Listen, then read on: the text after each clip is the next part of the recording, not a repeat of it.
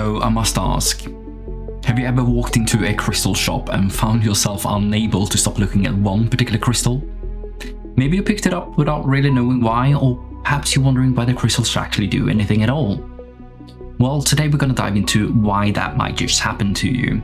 And we're also going to be talking a bit about how I work with crystals, like charging them up, cleansing them, but also activating them. And then we're going to dive into something just as important, or maybe even way more important, especially in my opinion, and that is protection. Not just crystals for protection, but the biggest protection you will ever have: your mind. Welcome to the Sixth Sense. It's great to be back.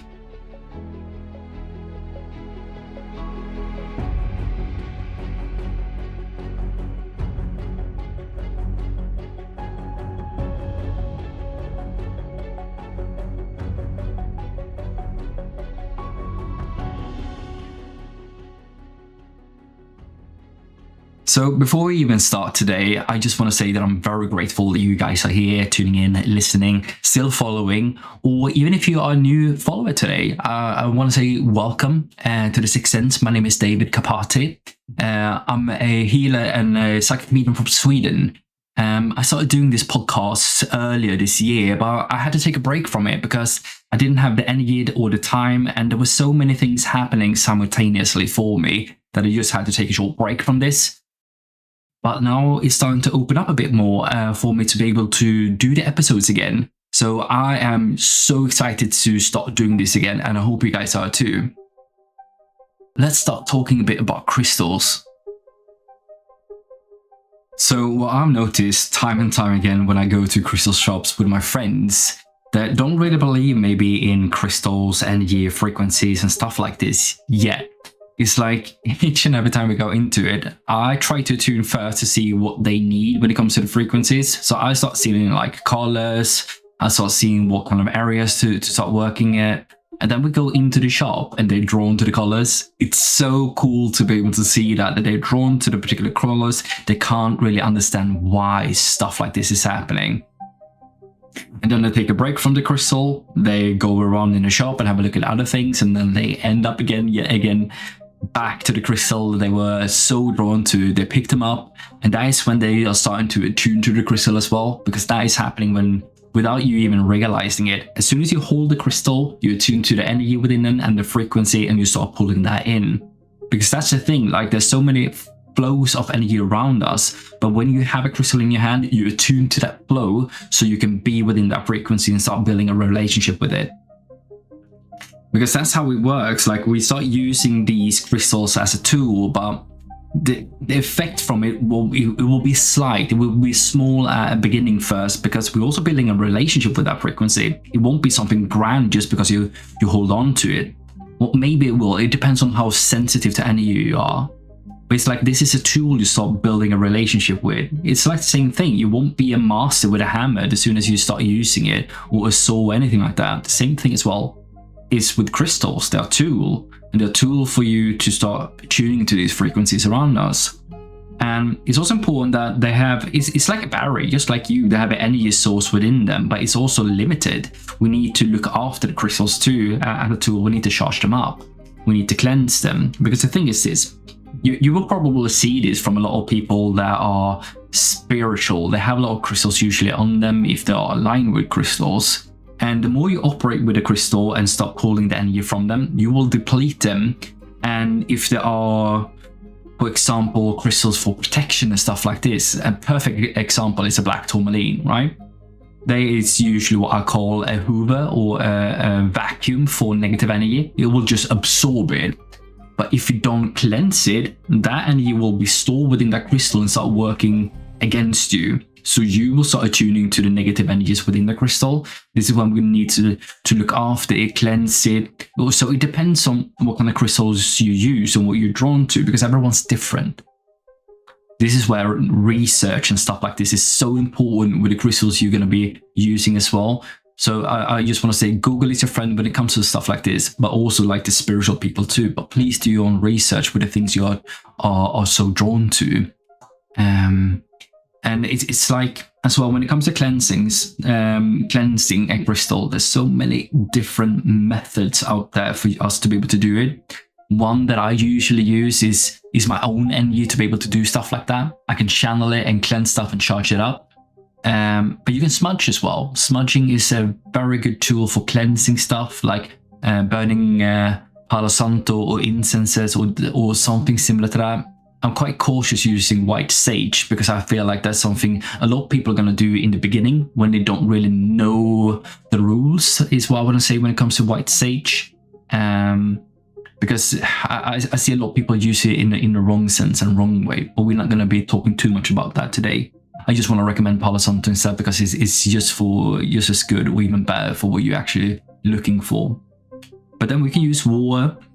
We can use moonlight as well. We can use sunlight, but depending on the crystal, like the same as I said before, do some research because sunlight may fade some crystals. So if you buy a crystal for $900, maybe you don't want it to fade. So do some research regarding that.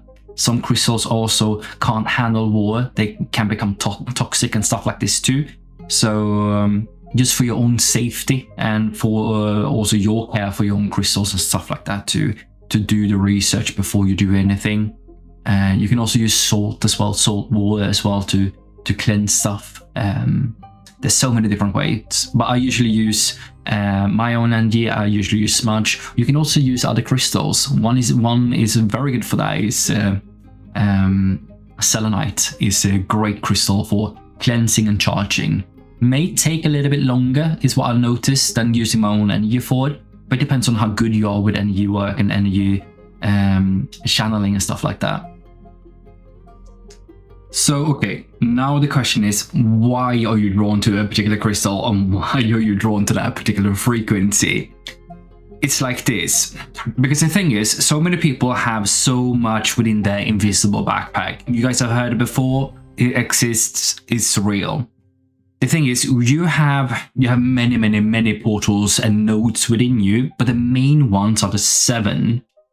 They are called chakras within your system. They hold a particular frequency when they are in balance. And the atoms around that, or the field of energy around that atom, sometimes will start not vibrating correctly when you have stuff within your backpack, the invisible one.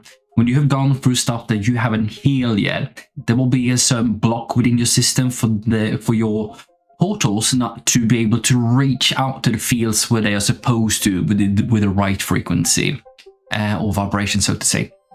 And the field around them will not work accordingly. They will have a particular other vibration, so that there's like an imbalance within you. That is a better word than a block. It's an imbalance of frequency, because it's like 2 people are singing at the same time, but one is false, or both are false, because none of them are singing the correct notes or note. So we need to look after stuff, we need to cleanse, and this is where crystals comes in to help you build up to the right frequency again. Because each and every crystal that we use, they are specialized or close to one of the 7 chakras within your system, right? Let's say one of my favorites is amethyst, right? It's what activates or goes around up your crown chakra and also 3rd eye, more to the crown, but it's a little bit in between, right? But goes a little bit higher than the 3rd eye, so it's a little bit closer to the crown. But it's not fully the frequency of the crown, so therefore it's not perfect for the crown, but it's a build-up to start working in the proper frequency again, right? And why are you then so drawn to a particular crystal is because without you realizing it, when you go into a shop and there's so many tools like just waiting for you for your evolution and your growth, right? Your team will speak to you. This is where they plant ideas, they plant stuff, they are pulling and nudging you in a direction to pick up a crystal. So you are actually channeling their communication, what you're supposed to work with, and why you're particularly drawn to that frequency that crystal have within itself. So without you realizing it, you're already channeling. Isn't that quite cool? And also, in the beginning of your healing journey, it might be difficult if you don't know how to channel just yet, if you don't understand it, or if you can't see colors just yet, or go deeper into your meditation. going just into a crystal shop will help you start somewhere, because you're going to be drawn to the frequencies and the crystals. But just start with like picking up the 3 first ones that you're drawn to and start building a relationship with them and attuning to their frequencies.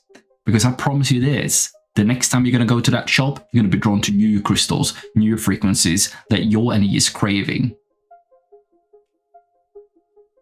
And there's also one more thing that we need to talk about when it comes to crystals and the things that we wear or have it on you, is that we need to activate them. If you don't activate them, they're just going to be a bracelet, they're just going to be earrings, they're just going to be a necklace, a pendant, whatever you use, because you won't activate the tool you're using. It's the same thing as well, like if you don't push the switch or the on button onto something, it won't work. The same thing here too, you need to put the on switch and activate them and turn them on. And this is what a lot of people miss. And the different ways that you can use the elements are good, but there are particular 2 ones that I want to talk about today. And the one is fire and the one is wind. So usually a crystal needs heat to work, right? You can have it above a candle to activate some sort of like energy in them first to make them move a bit. Or you can just have them in the palm of your hands and then rub them together. But then also like blowing life force into them too, like just use the wind element to activate them. Works so well, but I see so many people miss it. So what I see is a lot of people have amulets on them, they have crystals on them. I can see that they are not on, because I can feel it within them that they are fully charged and they're not being used, or they are depleted because I'm discharging them up. But it's just a rule set or like a ritual, but maybe more a routine to remember to charge it up, just like you do with your phone. Yeah, you plug it in when you go to sleep at night, and you start using it like when you go to work or when you wake up, start using it again. So the same thing as well when it comes to the tools that you're going to be using on your spiritual journey as well. Like remember to activate them.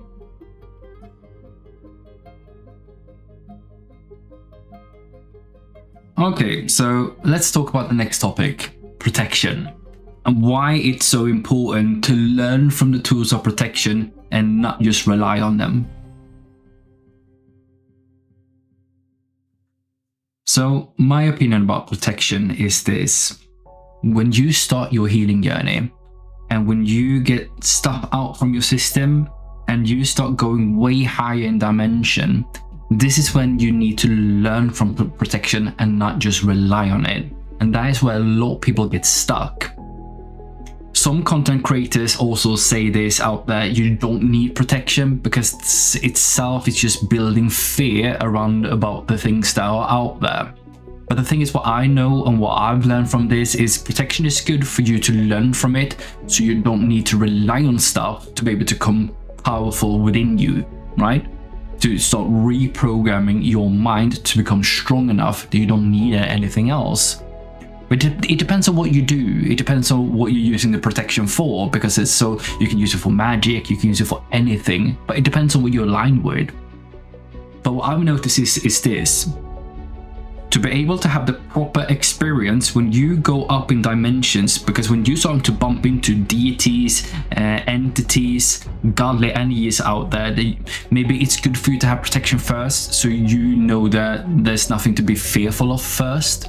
But it's also to not build fear to begin with, to just have an understanding of the things out there instead of being fearful of them, that I need protection to be able to stay away from it. No, you need protection to build space so you can understand it. That's the only thing. That's why you need protection.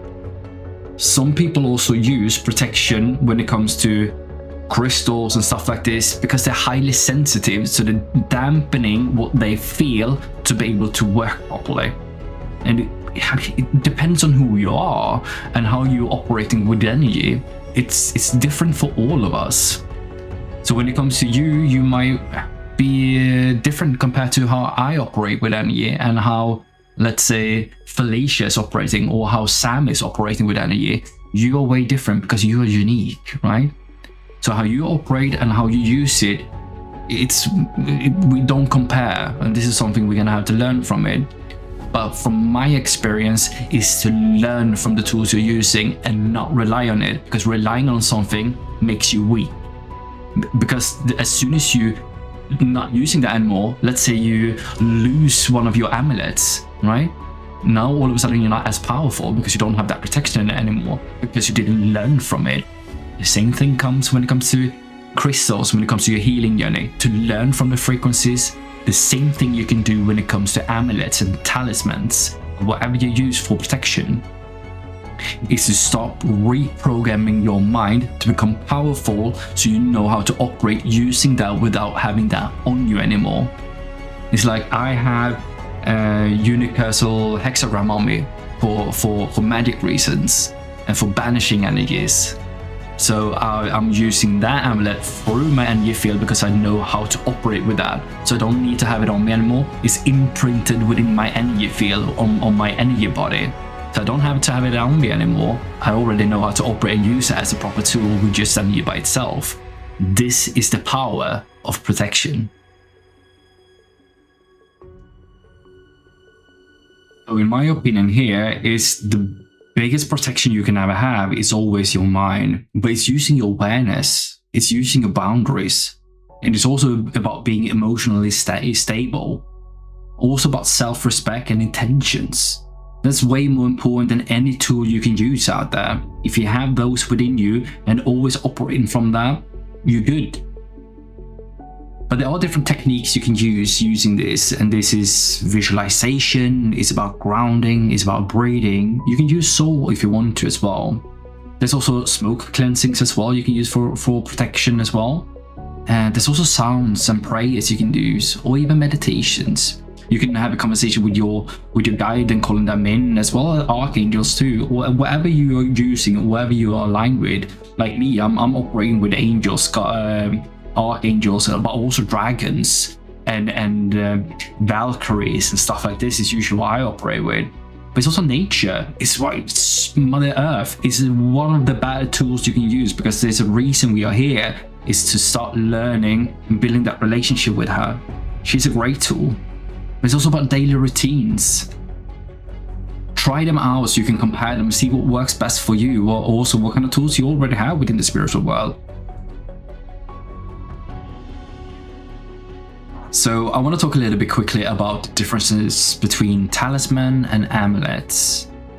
The key thing for you to understand, because I didn't know this in the beginning, amulets, it's about protection, right? In different ways. And a talisman is the opposite. It's about attracting in, right? So amulet, we have protection, we have deflection, and we have shielding. And we have different examples of this that you can use. We have the seal of the 7 archangels, we have Hamsa, we have Eye of Horus, and then protective crystals, usually the really dark ones. And that can be obsidian in different kinds. We have silver sheen and gold sheen obsidian. We have black tourmaline, as we mentioned earlier. We also have a favorite for many people, that is a smoky quartz. We have one called Jet.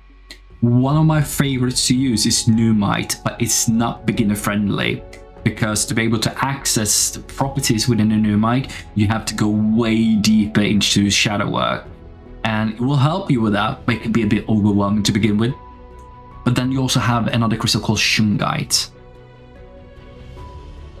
So when it comes to talismans, like as mentioned earlier, they are all about pulling stuff in instead, like attracting stuff, empowering, calling something in. And that can be about abundance, it can be about love, confidence, success, anything basically, right? Whatever you put your mind to, even good luck, right?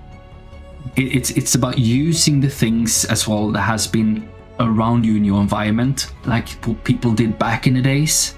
Because the thing is like nowadays we have the accessibility of the internet, and the entire world is on the platter in front of you. You can get anything, but the best things usually are the things in your environment that people used back in the days, because there's a reason you're placed where you're placed today and not anywhere else, right? So this is where we're gonna have to be a bit smart about your environment and start using the things that is actually around you, like what people have been doing for centuries before the internet even existed. So these are the key things for us to start understanding protection and how to operate within it. But this is where we're going to have to start learning from it, because the best thing you can ever do when it comes to protection is to learning to ground.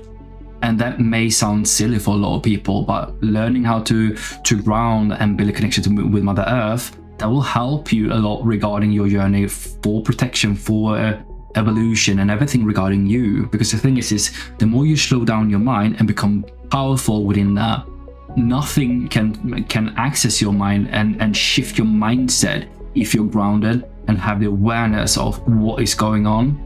And if you want to have the awareness, you need to have a foot here while you have a foot in another dimension. It's very important to remember that. And you can do grounding techniques like walking barefoot, holding like different crystals in your hands, like the darker one, but I want to say the grounding one instead. You can also like do breath work. You can touch a tree. You don't have to hug it, but you can just lean to a tree and just read a book or anything like that. But just connect with a tree helps a lot. Being water, cold water, is so grounding and activating. That is why a lot of people do cold plunges and stuff like that. But also like naming things you see, replacing negativity with positivity. Like one great method regarding your mindset is affirmations, right? So we replace negative mindset with positive ones. And usually to be able to have that work is to have more positive things to say compared to the negative. Like at least 3 to 5 positive things will replace a negative one.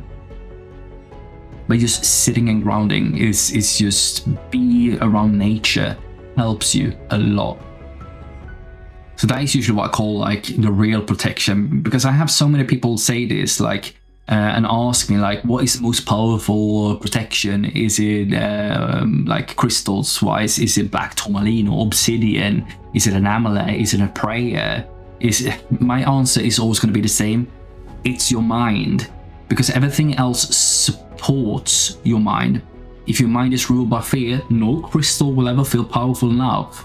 But when your mind is disciplined, calm, and intentional, you have already built the strongest shield you will ever carry.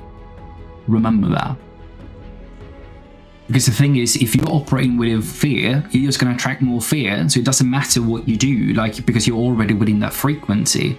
It's also through learning and understanding that fear is just an illusion. It doesn't exist. It's something we create. If you're constantly going to be creating fear, well, you can't have something that protects you from that, because you create it from within.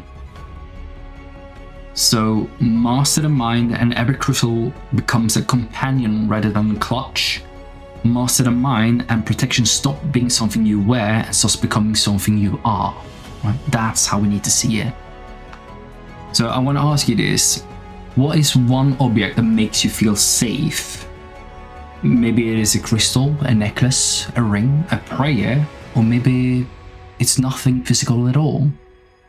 Ask yourself this: does this object create the feeling, or does it simply remind you that the strength was already inside? I also want to end the topic, because I mentioned a little bit earlier, regarding your environment, right? The things you have around you. Because the thing is we have metals around you. You have wood, you have herbs and plants, you have animal symbols you can use, you have sacred symbols, you have coins, you have written talismans you can use today. It's more aligned now with New Age spirituality than anything ever. You have jewelry, personal objects too, right? Charm bags you can use. There's so many different things, but try to attune what you're most drawn to, especially in your environment. Like, let's go into some metals, why you may be drawn to something particular. Like, let's say gold, that it stands for vitality, success, but also the solar energy, the divine masculine, right? And then we have silver, it's the opposite, it's intuition, the moon, and the feminine energy. And then we have copper for healing, love, and also the Venus energy in it.